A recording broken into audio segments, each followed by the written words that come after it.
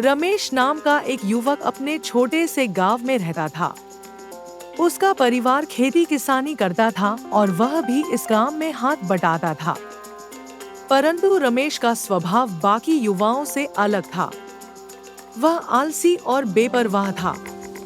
उसे लगता था कि उसके पास सब कुछ है और समय की कोई कमी नहीं। काम से बचने के लिए वह हमेशा बहाने बनाता।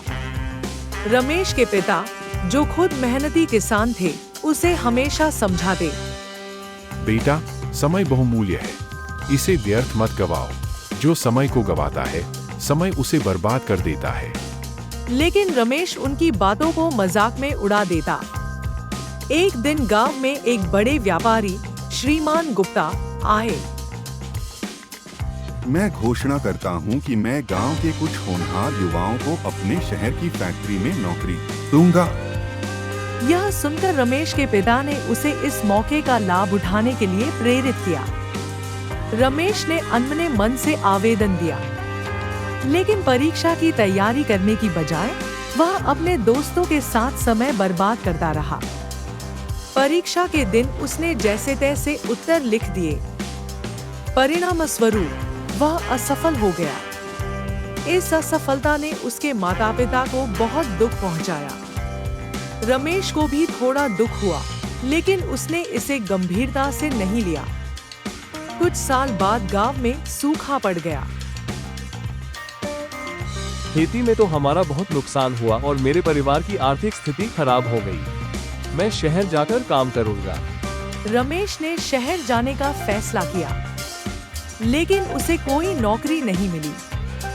एक दिन वह थक हार कर एक पेड़ के नीचे बैठा था। तभी एक वृद्ध व्यक्ति वहां आए। उनके कपड़े साधारण थे, लेकिन उनकी आंखों में गहरा ज्ञान था। उन्होंने रमेश से पूछा, क्या बात है बेटा, बहुत उदास लग रहे हो। क्या तुम्हें पता है, यह सब समय का खेल है। समय के साथ जो चलता है, समय उसका साथ देता है, लेकिन जो इसे बर्बाद करता है, समय उसे बर्बाद कर देता है। मैंने ऐसा कुछ नहीं किया, फिर भी समय मेरे खिलाफ क्यों है? तुमने अपने सुनहरे समय को आलस्य और लापरवाही में गवा दिया। अब समय तुम्हें सिखा रहा है, लेकिन घबराओ मत, समय हमेशा दूसरा मौका देता है। रमेश ने अपनी समस्याएं बताईं। वृद्ध ने मुस्कुराते हुए कहा। रमेश ने वृद्ध की बातों को गंभीरता से लिया। उसने तय किया कि अब वह समय का सही उपयोग करेगा। वह छोटे-मोटे काम करने लगा और धीरे-धीरे पैसे बचाने लगा। उसने कुछ समय बाद एक छोटी सी दुकान खोली। रमेश अब मेहनत और लगन से काम करने लगा।